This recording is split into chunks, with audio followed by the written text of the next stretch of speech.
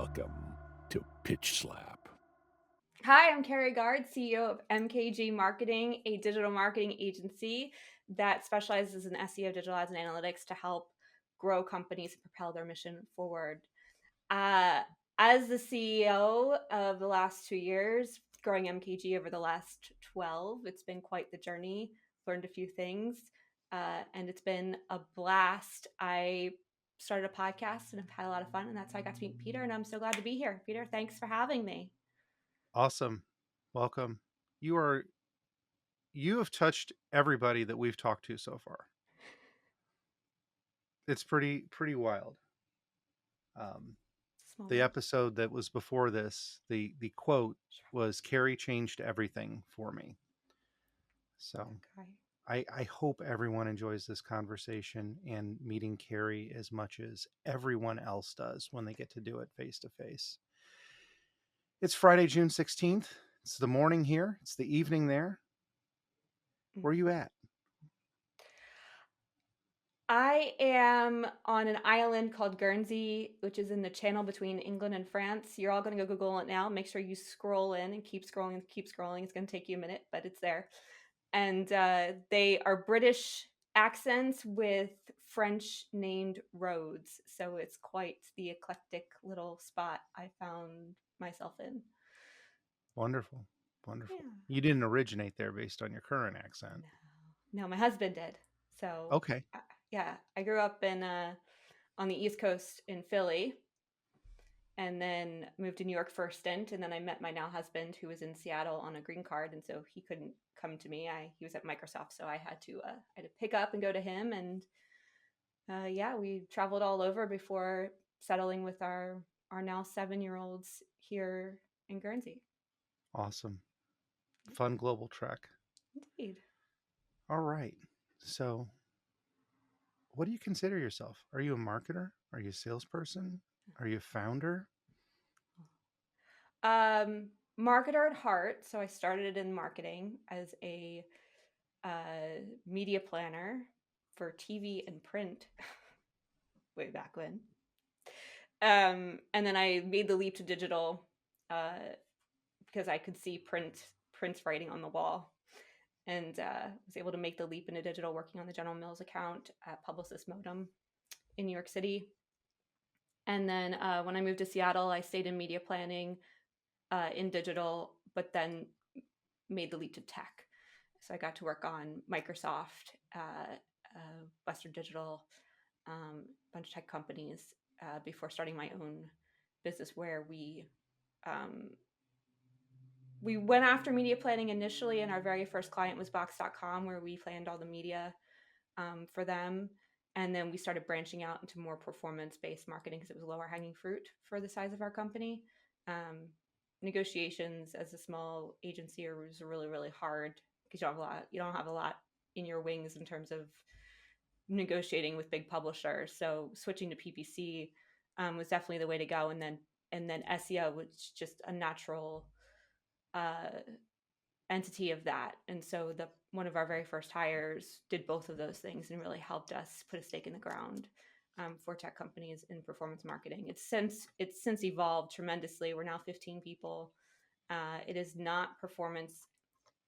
It is and it isn't, right? Like at the end of the day, in terms of performance marketing, revenue is what matters. But it's more of a demand gen approach, knowing that you have to have that top of funnel brand awareness that then captures leads when they're ready to make a decision. And so we've made that shift as an agency towards that line of thinking and helping complex brands make the leap as well. Cool. So we usually try to get to that part later on, as far as what do you think the better way of doing your job is. But let's keep going, and then we'll rewind. I have more ideas on that. So yeah. Okay. Do you want to keep going with No. But I'm saying I think it's gonna evolve even further. But let's come back to that. Let's keep on keeping on. Okay. So let's go back to the beginning. How did you land in it? Were you pushed in or accidentally tripped into it like the rest of us, or was there a desire? Tripped is probably a good way of thinking about it. I did fall into marketing. I went to school for photography at Drexel University in Philly, and I interned a lot for fashion photographers throughout my career at Drexel, to the point where I was actually working more with the stylists than the photographers. And it landed me in New York City working at DKNY as an intern. And I just loved it. I loved the city. I loved the work.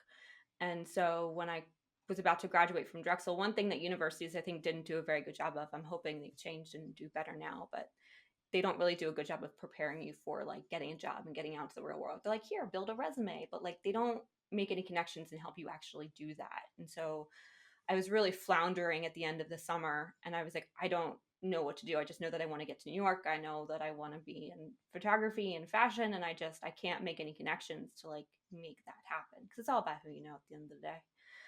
And I called my uncle Sean, who worked in New York, who he helped get me the DKNY job. And I was like, I just want to get to New York and I don't really care how I do it. He's like, well, I can get you a media planning job, no problem. He was a sales guy for People magazine at the time. And I was like, sold, great, sign me up. And he got me an interview at Universal McCann. And he's like, you're not allowed to like it. You're going to go be a photographer and it's going to be great. And I said, yeah, sure, whatever. I just want to be in New York. And within a week, I had a job and an apartment, and I moved 2 weeks later, and haven't really. I love photography, and it's a passion of mine for sure.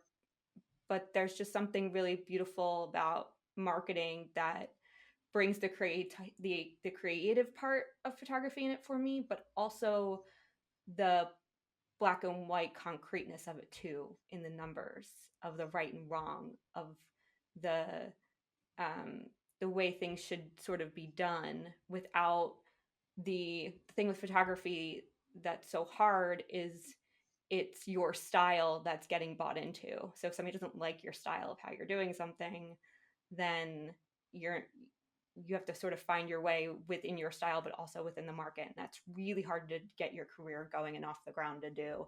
And then so I was able to start more in a black and white world with marketing, being a little creative, but more in the numbers, and then create my style in line with the market versus already having a style and then having to fit into the market. So it was a nice, lovely way to bring my photography skills into it, but not have to rely so heavily on the way I saw the world at the moment. I could grow and learn through marketing.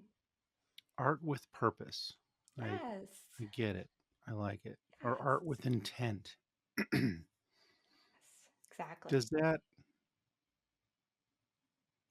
Does that apply in this modern tech marketing? Is that spirit still there, or has it become even more dry and its only purpose and metrics driven?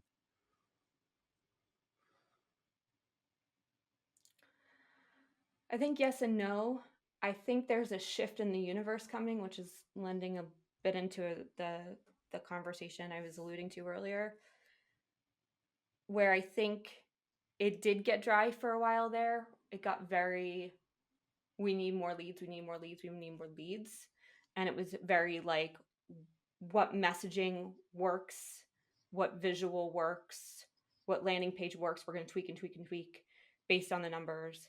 And then we're just going to, run that until it burns out and then do it again, essentially. And so the creative got really dry. The messaging became very echo, right? You say it in an ad, which is what you say in the landing page, which then is what you say in the thank you email, because that messaging works and people are seeing the same thing over and over again, and that's what's driving. And I think what we're seeing now is this shift where really good content is starting to really, really matter in the value you show up with and how you engage with your audience and how you break through the noise of the mundane creative that everybody's grown to do, because from a performance marketing standpoint, that's what worked.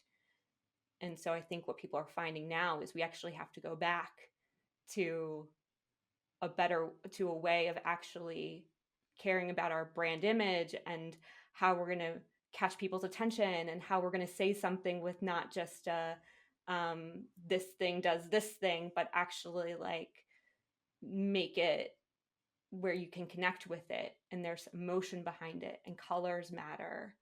I think the cybersecurity marketing network is a great example of this. If you look at the fonts they're using, if you're looking at the bold purple colors they're using, it's all with great intent of cutting through the noise that cybersecurity's gone to in this very black and blue world to more of this really colorful and bright. And this, while this is an important topic, it doesn't need to be so scary, and let's work together in this really beautiful way to combat this really hard thing. And so I think it's moving back to a creative world, and we all need that, not just from being a marketer standpoint, but also from being a consumer and a buyer standpoint. I'm glad you called out our favorite beekeeper and society runner, Giada Whitver. I'm going to call her out. You need to come on the show. It'd be nice to have you. Indeed. This is cool. Artist revival in a digital age, a renaissance where everybody has to develop their own unique style and position and focus. And, you know, we should talk about how you're doing that, how MKG is doing that. In this career journey of yours, you've touched a lot, going from high fashion to PPC. Do you have a favorite story, a favorite moment? Do you have that thing of like, not if I could do that again, I'd do it better, but if I could do that again, I'd really savor it? Yes. Yes, I do. I had a really, really tough time at Publicis in New York City. New York, I like to say, as much as I love the city, it also kicked the crap out of me. It's a really, really hard city to live in. It is very fast. It is very furious. I worked 12, 14-hour days.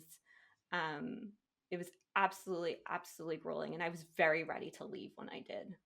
I love going back and visiting, and it'll always be near and dear to my heart, but it was really hard. And but there was a campaign I worked on that reminded me of the importance of believing in the work we do and believing in the brands that we work with and for.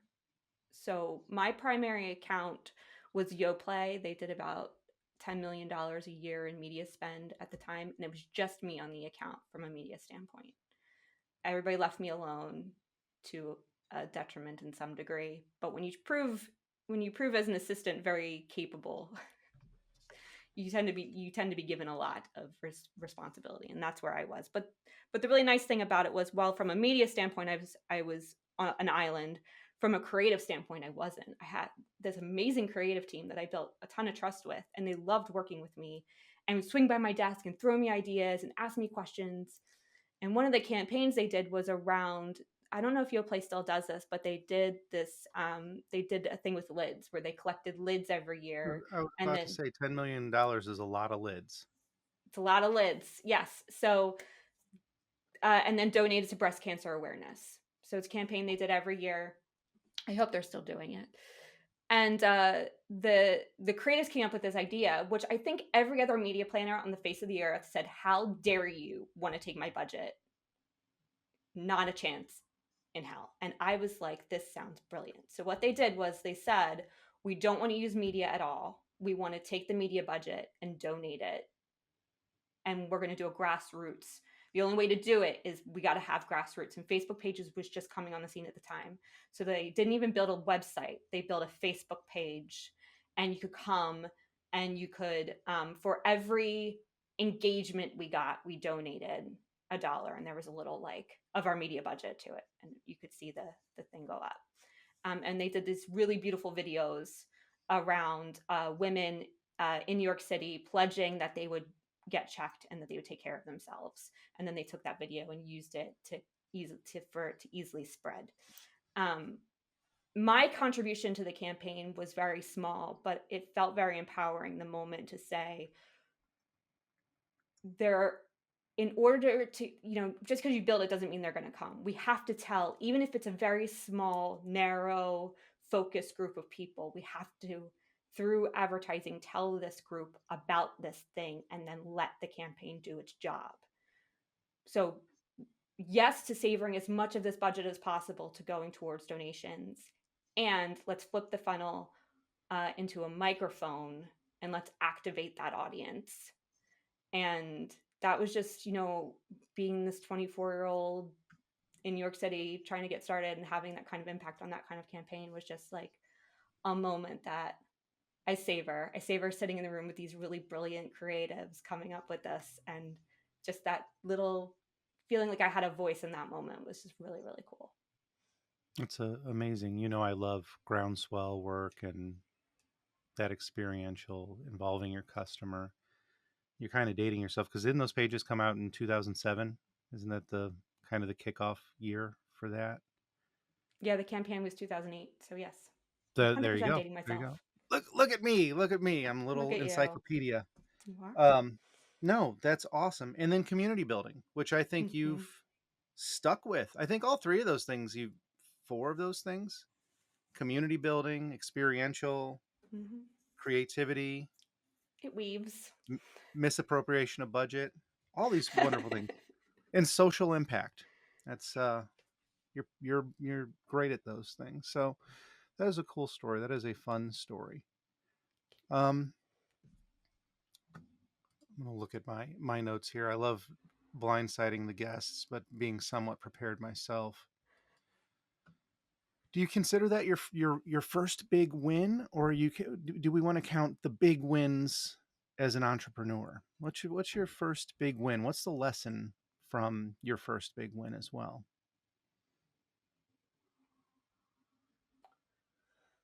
All right, I'll give 2 wins. I'll give one as a starting off media planner, because for people who are breaking into the industry, which I think we need to cultivate more of, I want you all to feel like they might not feel big in the moment, but they are. So I want to tell that story, and then I'll tell the big win of being an entrepreneur, because that's for anybody who's also starting. I think the layoffs are going to create a boom of new entrepreneurs. So I want to tell that story. So the first story about being a media planner was my very first job at Universal McCann, working on the Verizon wireless account. And we had this ginormous Excel sheet. Mind you, I'd never really worked in Excel until this job, and it was very Excel heavy, very, very Excel heavy. But at the time for TV, the way that you bought TV ads was through what's called GRPs. And to do that, you have to calculate every single one, but every spot has a different number of GRPs depending on all sorts of factors. But it's a cost per. And we have this big budget sheet that we had to do every month. And it got passed around us as assistants so that we all had fresh eyes on it as well throughout. But somehow, only out of all the media we managed, $7,000 was missing.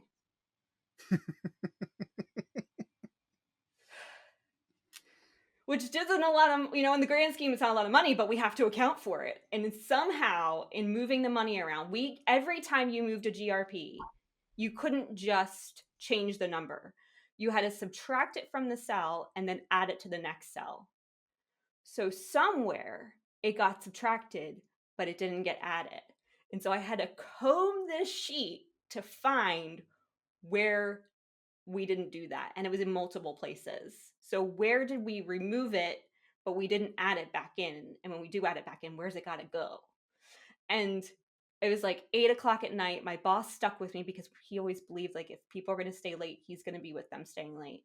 And so when I found it, it was like, I found it. That's how it's here. It's here. I found it. We got to move it around, and we did it. But it was just like in that moment of like this huge responsibility of moving money, right? And being responsible for money for a client and the weight of that, and feeling like I'm stuck in this web of Excel, and where is this thing? And I just need this win. And then to feel like sort of the hero in that moment. He's like, yes, I knew it was you who's going to figure it out. So that was really, really cool to have to find it, but then also for him to feel like he sort of handpicked me to figure it out. He knew it was going to be me. So that was my first big like media planner win. And then my first entrepreneurial win was winningthebox.com business. We just started out. We are brand new. We just moved to San Francisco. Actually, I think I was in the Bay Area. My business partner was still in Seattle. He was working his way down in the coming months. And we were just calling our network from every angle to like figure out an in to win our first piece of business. And so I called my old VP and I just wanted to connect. I said, "Hi, I'm in the Bay Area. I know you just moved jobs. I'd love to connect and see what you're doing." And he said, "Oh, perfect. We actually just won the Box.com business. They were a creative agency. And I would really love a media consultant. You know, they already have a media agency we have to use. I just want a consultant to make sure that you're going to sort of be our bridge." And I was like, "Cool." But the big win in that is that the media planning agency wasn't listening to the client. The client is like, "You're putting too much emphasis on PPC," which I don't care about because I care about the visibility. They were the type of company that did billboards on the 101 with like a big, circle and X through software, right? Like they're about making a statement. And you're talking to me about running these beautiful ads on Google. I don't care.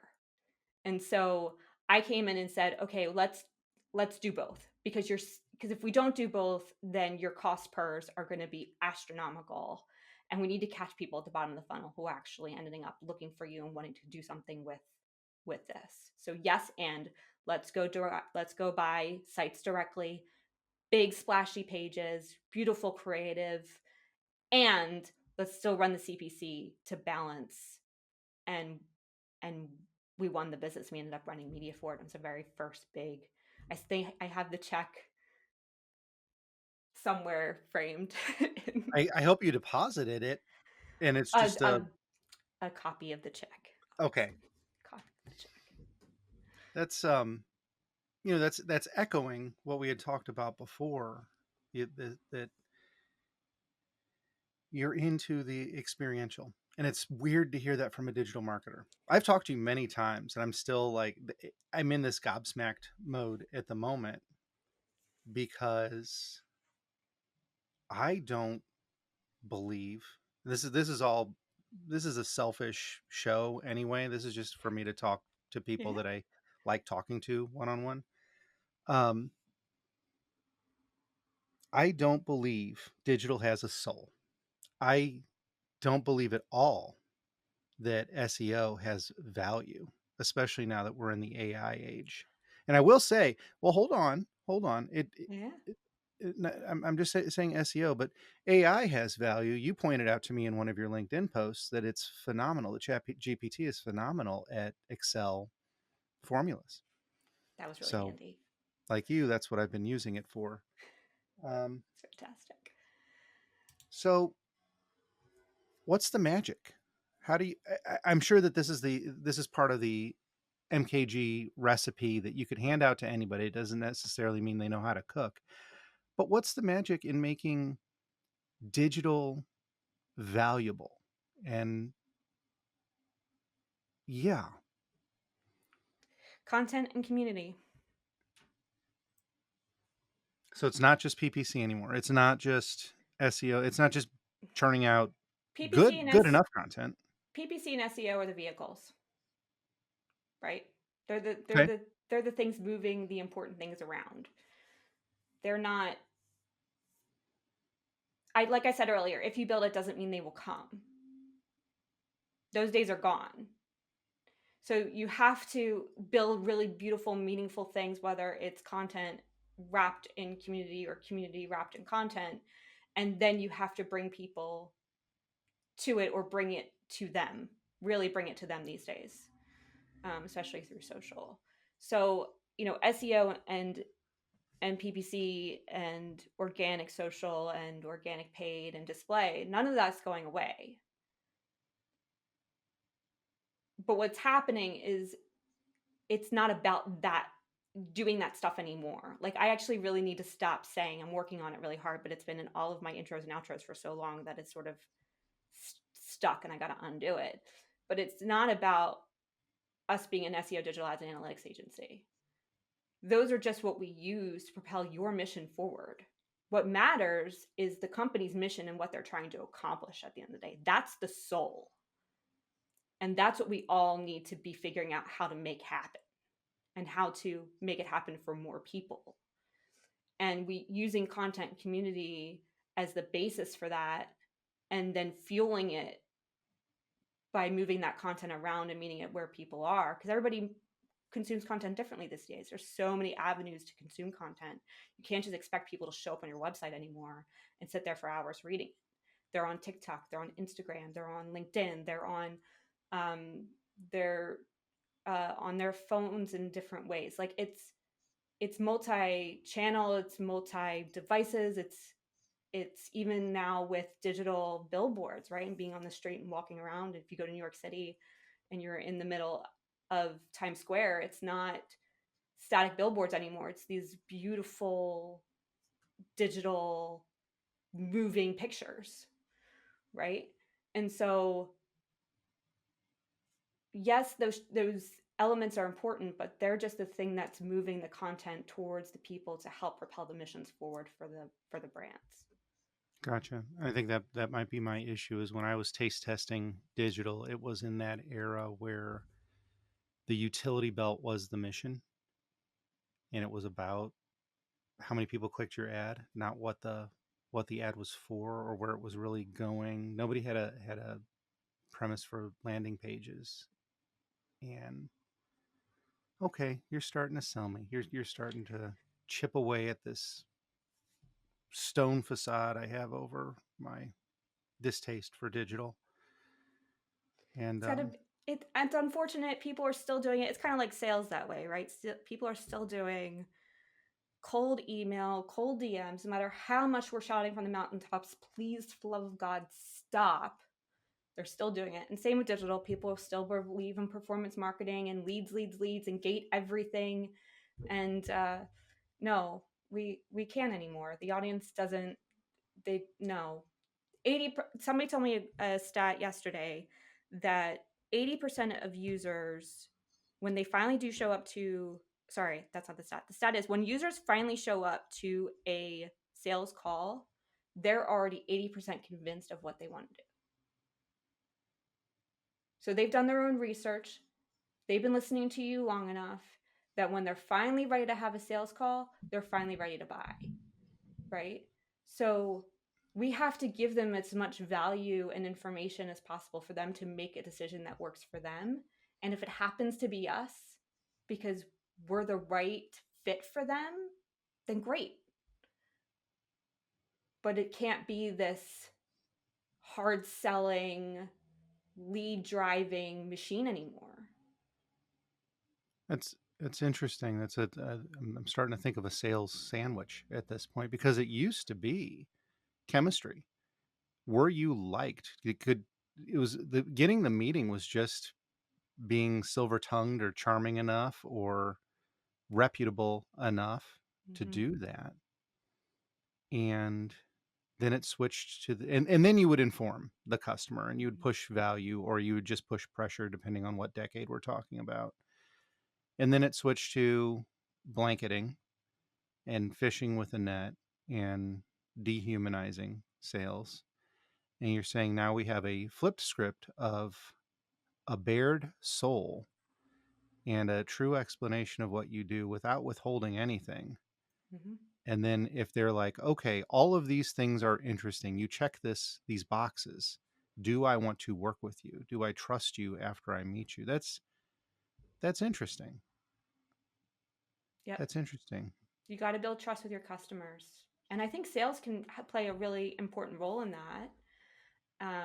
And I think marketing and content plays a really important role with that you know what you're talking about, you know the industry, you know your customers and their needs. You're going to solve a very specific problem for your customers. You're going to make their lives easier at the end of the day. And you're going to provide value along the way around what all of that looks like. So you seem to have described gated content as a pet peeve. Let's get into this pet peeve list. I'll start with that one. Mm-hmm. We all have our opinion about gated content. So I'll ask a question I'm trying to figure out. At what point does content have enough value to gate? or does that never happen? I think eventually it will go away. I think it'll have to. I think the value in it is still not serving the audience. It's still serving us as marketers, right? So I had a really great live show yesterday with a near and dear friend of mine, and he was talking about data and how personalization plays a really important role in demand gen. But it's really hard to do if you can't personalize the experience, and you can't personalize the experience if you don't have the data, and not necessarily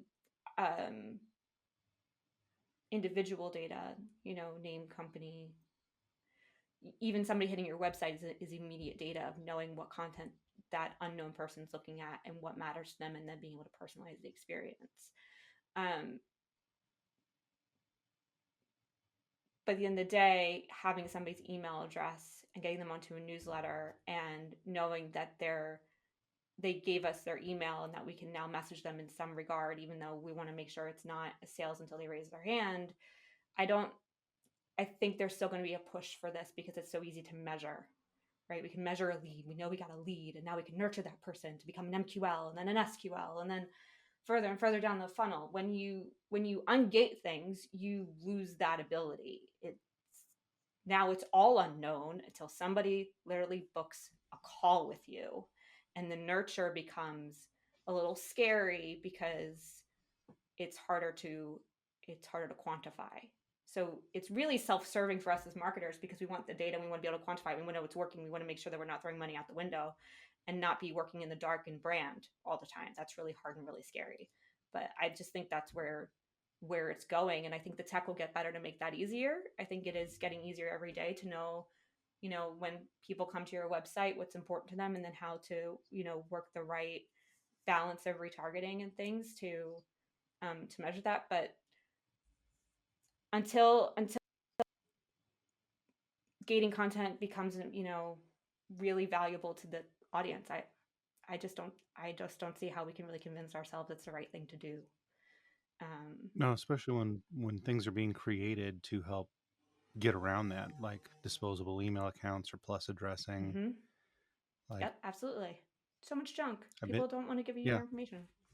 I've talked to you go to trade shows and organizations are like, no, you have to put your business email address. We do not want a Gmail address to register for this thing or to get your piece of swag. Oh boy, I hope Trash and Trinkets goes away. One of my pet peeves. That's that. No, that's wild. And I do think that those metrics tied to gated content are so that people can be defensive of mediocrity.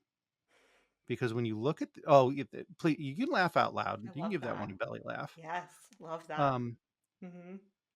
Anytime that I've had to put a magnifying glass to those types of metrics, they are provided as defense for something that was done. Not even justification, not even as the hypothesis or experimentation or the result thereof, but defending what's going on. And the defense is nominal because they're talking about 0.0 something percent conversions, captures, nurtures, meeting set. We're not saying like 10%. Those are, you don't walk out into a room and you brag about $1 in your bank account. And that's what these metrics are really. Yeah, they're vanity for sure. They're not even vanity anymore. It used to, in those early days of digital, it used to be vanity. Vanity to the point where we had that scrolling odometer on the bottom of our webpage to show people how much we went. Yeah, but now it's what? I bought a list. I sent out 10,000 emails. 4 people opened it. There's one of my metrics. We got opens. Okay. Yay. That's not a great number. How many clicked through on there? Oh, the opens were so they could unsubscribe. Great. Enjoy those metrics. Yeah. What's your next pet peeve, buddy? Cold anything. I just can't. Well, how do you find a way to connect with me?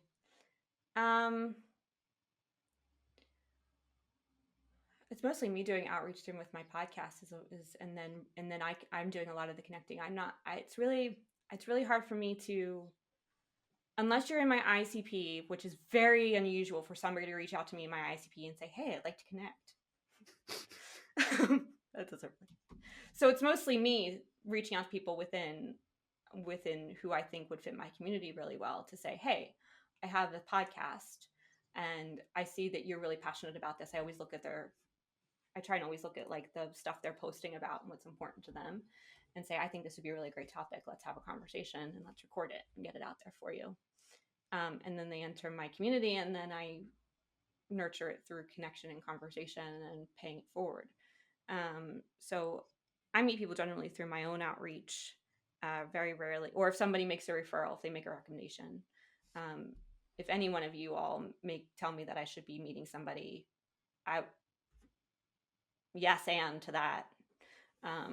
That's great. I love meeting through my community for sure.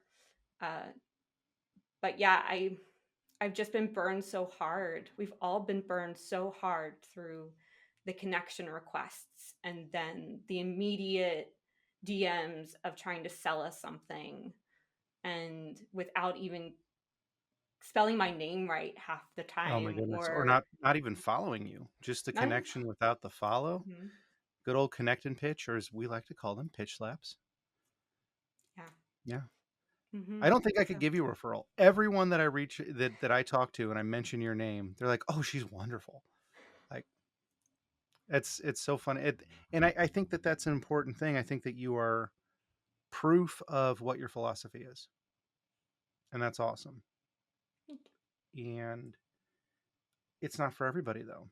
I don't think it's scalable. I think it's awesome. But in the cafeteria, there's usually only one or two cool kids tables. And that's what it's doing. There's a draw to the cool kids table. And you're at least doing the thing where you're reaching out to other folks and saying, hey, you should come over here. Come hang out with us.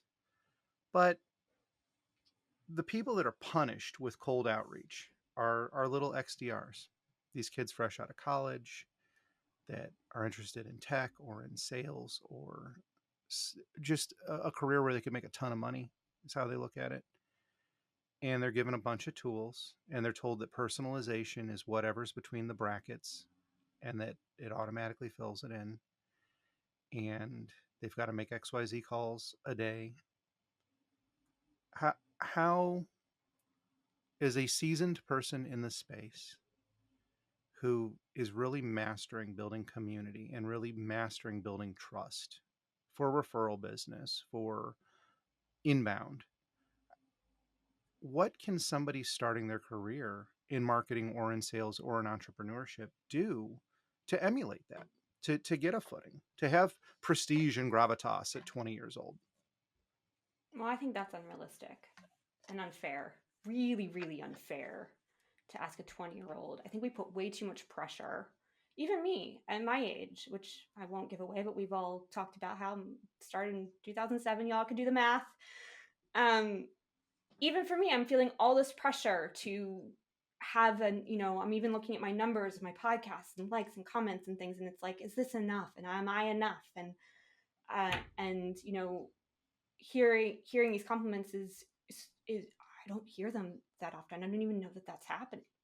Right. And there's all this pressure to be this great big whatever in the universe of our peers.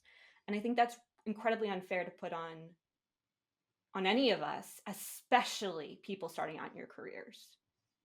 Your job right now is to learn the industry, learn the tools, learn about the problems that your audience is facing, and then figure out how to be helpful. That's your job right now. The rest will come because you'll build that trust with people, and it takes time. And then you'll build a circle of people who you trust and who trust you, and then that will grow exponentially, periodically, like again, over time. But I think it's really unfair to put any pressure on people coming out of college and expecting them to, and it's not us expecting them. I think it's a balance. Somehow we get it in our heads going through college that we have to come out and immediately go and be this big grandiose thing. And then we put a lot of pressure on ourselves to do it. And I see so many young people doing that to themselves and burning out incredibly quickly and not feeling like they're enough. And you are enough. You're all enough. Showing up every day and doing the work you love and living your best life is enough. Okay, I'm gonna get off my pedestal now. No, and that's people are going to hear you, and then they're going to go into work and feel the gaslighting. And I think one of the things that's very when I talk to seasoned, I'm really liking this seasoned word that I'm using. When I talk to seasoned salespeople, managers, and just people that love being lifetime BDRs, lifetime salespeople, we always joke, "What'd you come up on?" Some people will say Sandler. I had the 80 CD set in the binder, and that was my drive time thing. Or, I came up on spin or band or something like that. And I think it when I was being trained, I had thought about this as more, I'm being taught somebody's method. I'm being taught somebody's philosophy. And my obligation is either to adopt it and abide by it, which I think is very unhealthy, and that's where the burnout comes from, or hear it and explore other religions and find what's the best fit for me, which is still falling into the adoption and it doesn't create creativity, or hear what they're saying, take the pieces I like, and rebel. And I think the folks that really thrive, even though they have a hard time starting out, are the ones that really, again, artistry with purpose. I love that. Yeah. I think that's important. I think you're in the exploratory phase. It's like when you're leaving high school and everybody asks you, oh, what are you going to college for? What do you want to be when you grow up? And it's like, you've picked a major, but like the chances of you actually, case in point, went to school for photography. I'm doing nothing with it. And I'm really, really good with that because college sort of burned me out of it. I was actually really done and tired and really good with not being a photographer anymore. And so you also learn through college what you don't want to do, and that's okay too. So I love what you're saying, Peter, because I think I learned this too late in my career, and I just started doing it in the last few years, is listening, podcasts, reading, conversations, what's happening around me, what are people doing, what's working for them, what'll work for me. You're right. The way that I do this might not work for everybody. Right? This is what works for me and how I figured out how to build a community and a network that I can then trust and work with. Is it scalable? I don't know. But it's what works for me based off of everything I'm hearing in the universe about how we can't show up and immediately sell. It comes from trust. And trust comes from building relationships. And that takes time. And you can't really put a price on that. And you can't really it's just, you can put a system in place. Like the podcast is sort of my system that gets it going, but then it's on me to keep it going and to grow it. What is that for everybody? I don't know, but I figured it out through listening of what was going on around me and taking the parts that worked for me and then building my system.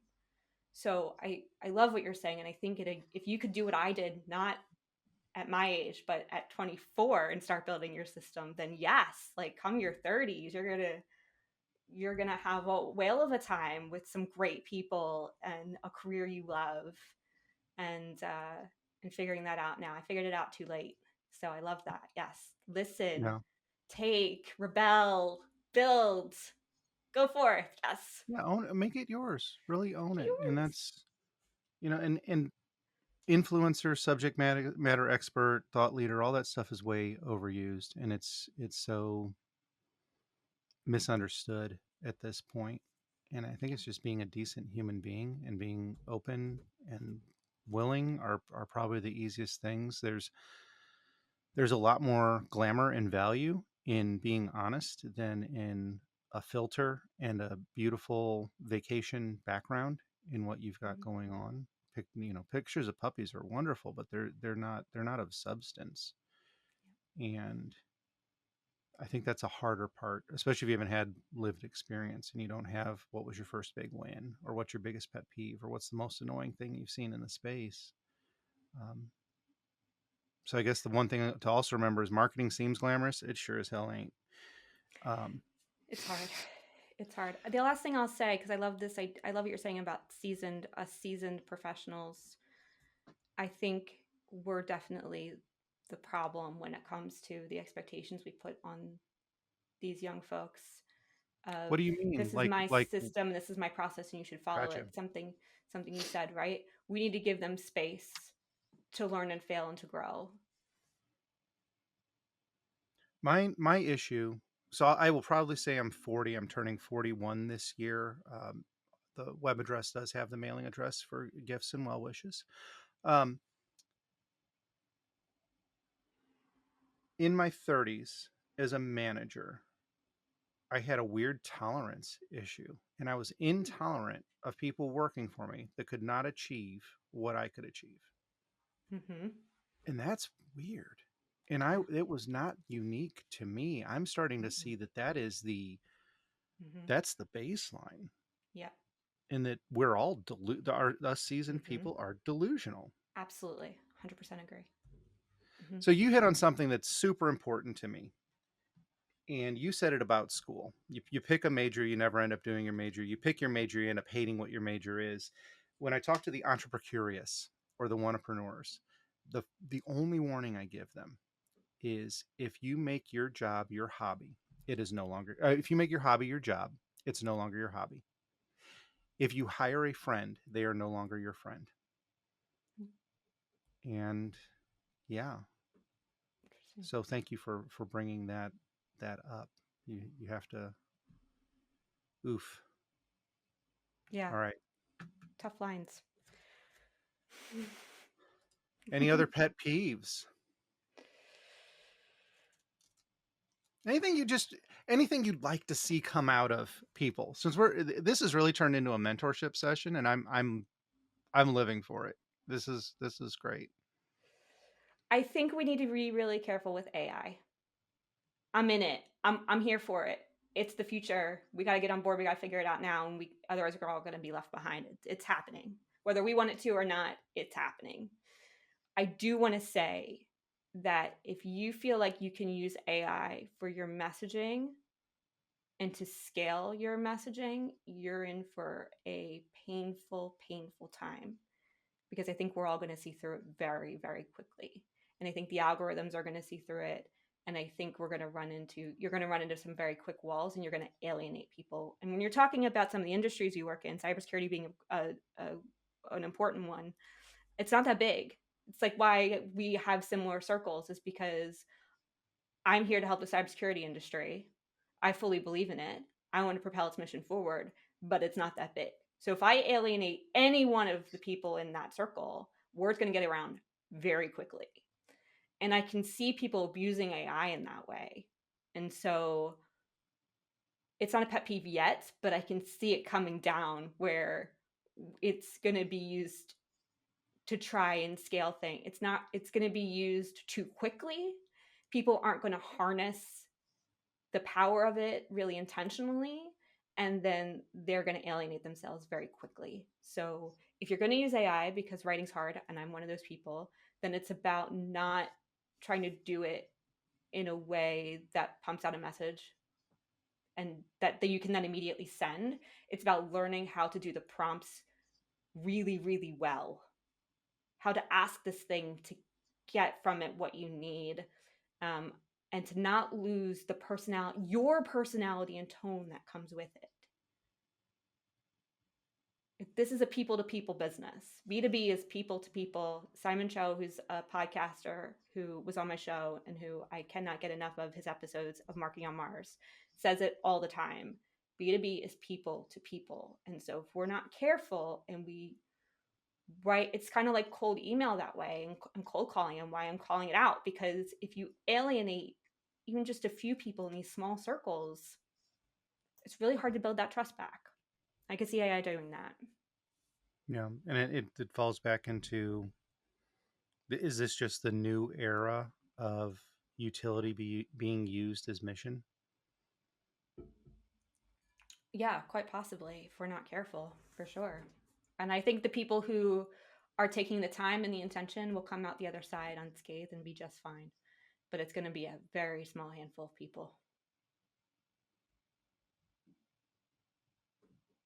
So you'd mentioned your podcast, Tea Time with Tech. Marketers. Marketing leaders. You just never said the name, so I'll say it again. Tea Time with Tech Marketers, available on all the major platforms. That came out of general interest, out of self-publicity, out of what's the core of that? What kicked that off? So my mentor, Adrian Menzel, who was actually on my live episode yesterday, he was my mentor at the time. And one of the things we figured out about me is that I need a creative outlet. So I need some way to be building something, whatever that is. That's mine, that I can cultivate, that I can make my own. With feedback. I love feedback. I think that's great. I never like to do things as an island, but something I could really put a stake in the ground, call my own. And I said, there's this podcast thing happening. I'm having a hard time breaking into my network, into my community, and having worked remotely for so long, I feel like I need connection. I'm thinking about having a podcast, but I don't really know where to begin. And it's feeling really big and scary. And I have to talk to people, which is really hard. And I don't know how I feel about it. And so he's like, you just got to start, and you got to start small and start with people you know, and don't try and over produce or do anything. Like, just don't even get a microphone yet. Apple headphones and an Anchor account, have some conversations, see what happens. And was 4 years ago. And it was I started so quick and down and dirty that I literally called it after my company name because I didn't know what else to do with it just yet. I was like, the MKG Marketing Podcast. Welcome. So if you go back to really old episodes, that's what you'll hear. But then I just found it as an amazing way to connect and to have important conversations and to learn. It became my absolute training ground. As an entrepreneur, when you're at quote unquote the top of the company, it's really hard to sort of sharpen your skills and learn from others, especially because you're more focused on building the business than you can and you sort of get out of actually doing the work. And so this was really my avenue back into that. And I just couldn't get enough. So I just kept going. And here we are, 148 episodes later. I'm taking it live. Done 2 episodes live, and I have a 3rd one on the way. And now I'm in video, which is a little scary, not gonna lie, but it's exciting. I'm excited to refresh it and hopefully expand it to a new audience. So yeah. Well, I'm not retracting my statement about no filters. I think we just all need to be out there. It's hard, but yeah, I think that's where it's going. I'm gonna try the pitch for MKG. Is that okay? Sure. All right. Oh, fun. If you're an organization in cybersecurity looking for a mission-driven agency of digital scientists who can combine the best of analytics, anecdotal, and experience to promote your product-led growth launch, your product itself, your professional services offering, or just repair your brand, reach out to MKG.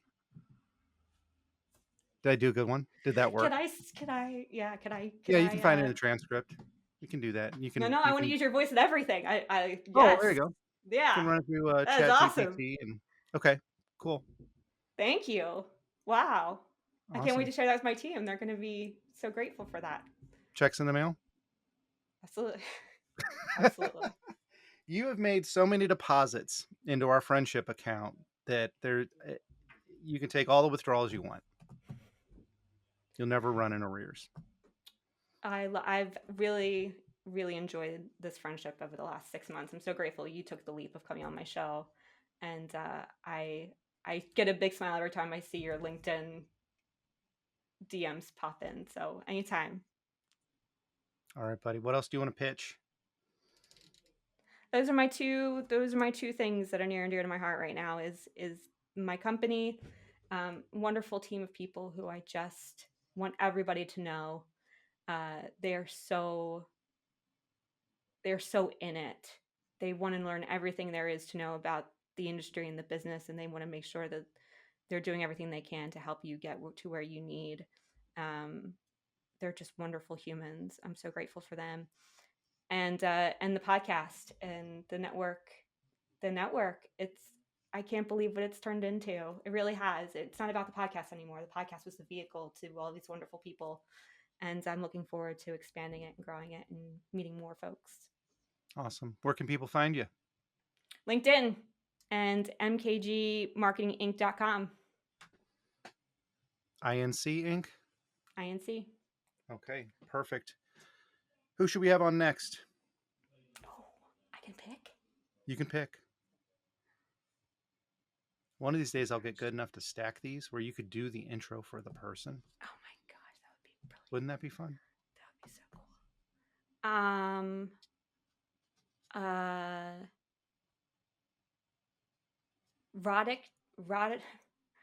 Roderick Jefferson. Okay. Sales enablement. I'm sure he will have a laundry list of pet peeves for you that you will absolutely be able to unpack, and it'll be brilliant. So that'll be a beer pitcher session. Okay. Those are always fun too. Do you want to do his intro? Nah, we'll skip that. No. Last thing, I'm stealing this from our buddy Justin Michael over at Hip Cycle in the GTM games. Got a favorite quote right now? What are we leaving people with? It's got to be Brené Brown. And it's vulnerability is the birthplace of innovation, creativity, and change. All right, everybody. So we found Kerry's ethos. Really want to thank her for coming on. Again, if you're looking for a good time, just hearing from tech marketers, you've got Tea Time with Tech Marketers podcast, which is now also on LinkedIn Live. You can always hunt down MKG Marketing if you need something fixed or just done better.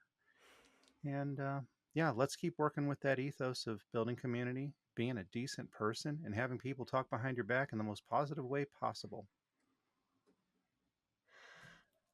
So grateful for you, Peter. Thank you so much.